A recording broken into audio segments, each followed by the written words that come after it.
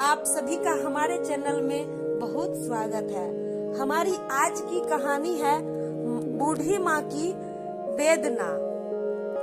सर्दियों के मौसम में एक बूढ़ी औरत अपने घर के कोने में ठंड से तड़प रही थी। जवानी में उसके पति का देहांत हो गया था।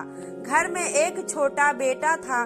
उस बेटे के उज्जवल भविष्य के लिए उस माँ ने घर घर जाकर काम किया। काम करते करते वो बहुत थक जाती थी, लेकिन फिर भी आराम नहीं करती थी। वो सोचती थी जिस दिन बेटा लायक हो जाएगा उस दिन आराम कर लूंगी। देखते देखते समय बीत गया। माँ बूढ़ी हो गई और बेटे को अच्छी नौकरी मिल गई। कुछ समय बाद बेटे की शादी हो गई और एक बच्चा भी हो गया। अब बूढ़ी माँ खुश थी कि बेटा लायक हो गया है, लेकिन ये क्या, बेटे व बहू के पास माँ से बात करने का वक्त नहीं होता था। बस ये फर्क था, माँ के जीवन में पहले वह बाहर के लोगों के बर्तन व कपड़े धोती थी, अब अपने घर में बेटे बहू के फिर भी खुश थी, क्योंकि औलाद उन्हीं की थी।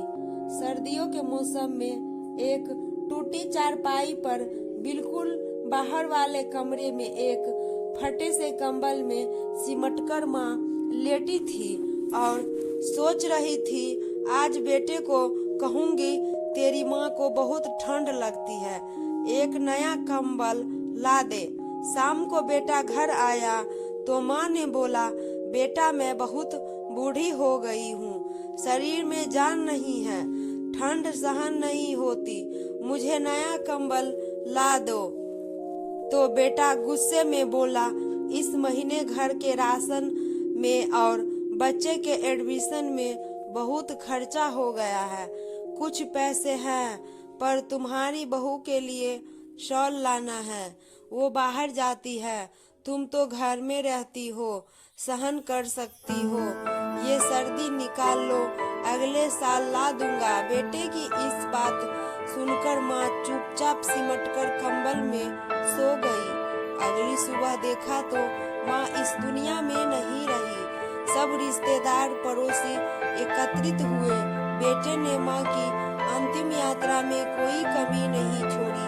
माँ की बहुत अच्छी अर्थी सजाई थी, बहुत महंगा साल माँ को उठाया था। सारी दुनिया अंतिम संस्कार देखकर कह रही थी, हमको भी हर जन्म में भगवान ऐसा ही बेटा मिले। मगर उन लोगों को क्या पता था कि मरने के बाद भी एक माँ तड़प रही, सिर्फ एक कंबल के लिए, सिर्फ एक कंबल के लिए। दोस्तों, मैं अपने आंसुओं को रोक नहीं पा रही हूँ, मुझे माफ करना।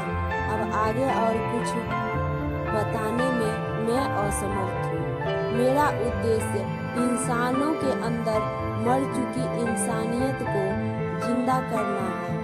अगर मेरी कहानी आपके दिल को छू गई तो दोस्तों अपने माँ पिता का पूरा ध्यान रखें। दोस्तों, उन्हें देखने वाला कोई नहीं है।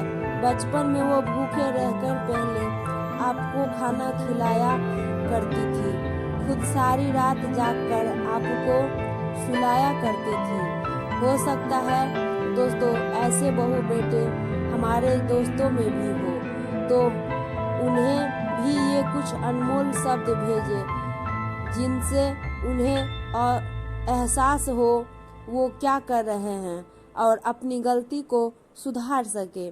दोस्तों, इस कहानी में एक एहसास है, फिर भी कुछ गलत कहा हो तो हमें माफ करना। किसी माँ पिता को खुशी मिल सके, हमारा यही उद्देश्य था। अगर कहानी अच्छा लगा तो चैनल को सब्सक्राइब करके